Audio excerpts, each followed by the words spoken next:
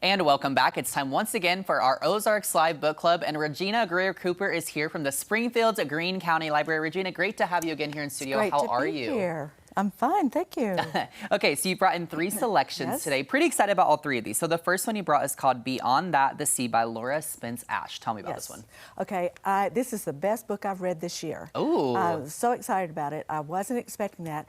Most people may remember from history that in World War II, that when the Germans were bombing London, that many of the parents sent their children either out into the country, or, you may not know this, but some sent them to America.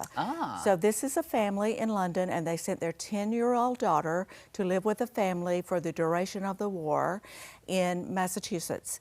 And she was a girl in between 2 boys and a headmaster of a boys' school, so she was an interesting addition to the family. And never been to America before, and it's interesting how she sort of became an American, if you will, but yet retained her being from London. And so, unfortunately, her father died while she was over there. So then it goes all the way up to her becoming an adult, and after the war, she goes back to London and lives with her mother.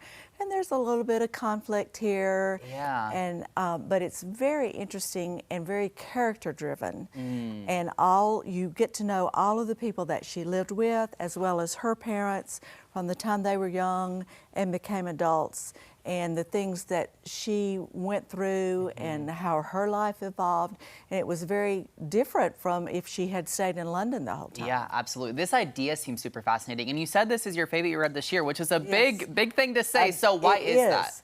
I was fascinating with the characters and how they interacted with each other and the different relationships that they developed. And then after she went back to London, her contact with this family still, and how that changed after the war and when she was back in London.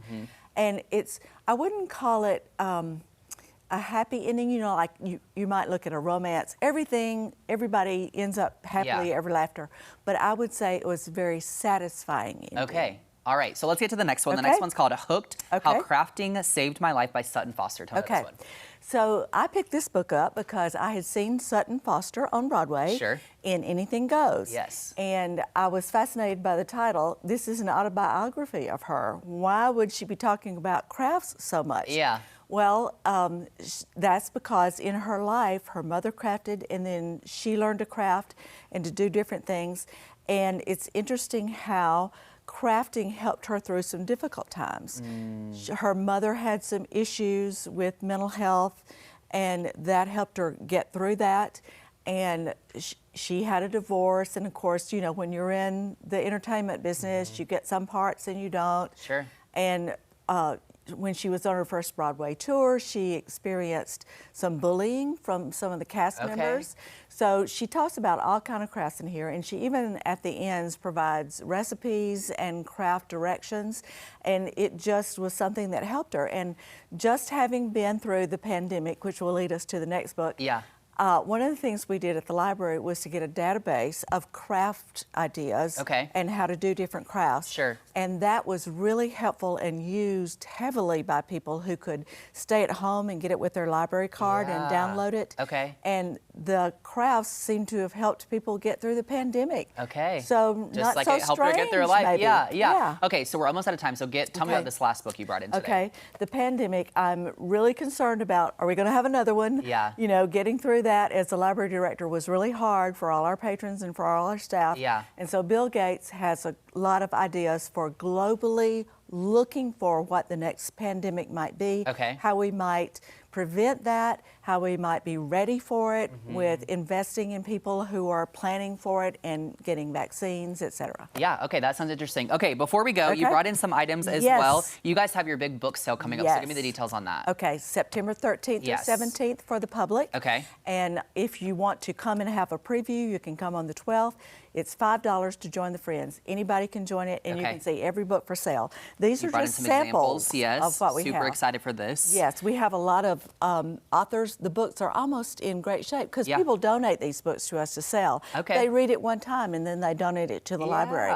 And we have a lot of cookbooks, which is one of the most popular things. And we have a lot by celebrities, and then children's books. Oh my goodness. People come from all over and bring their children by for their grandchildren, by for their new school room where they're becoming teachers.